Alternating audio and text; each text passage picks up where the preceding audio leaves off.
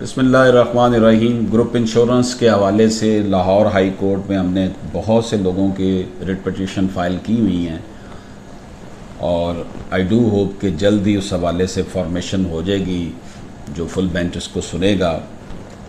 तो मीनवाइल सिंध हुकूमत की तरफ से एक फ़ैसला ग्रुप इंश्योरेंस के हवाले से सिंध हुकूमत ने सरकारी मुलाजमीन के ग्रुप इंश्योरेंस की रकम में इजाफे का फ़ैसला किया है। ग्रेड 1 से 4 तक के मुलाजमीन की ग्रुप इंश्योरेंस 3 लाख से बढ़ाकर 3,75,000, ग्रेड 5 था 10 के मुलाजमीन की ग्रुप इंश्योरेंस 3,50,000 से बढ़ाकर 4,37,000 कर दी गई है और ग्रेड जो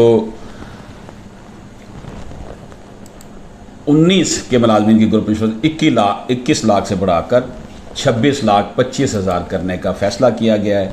और ये जो फ़ैसला किया गया है इसकी इम्प्लीमेंटेशन अब कर दी जाएगी।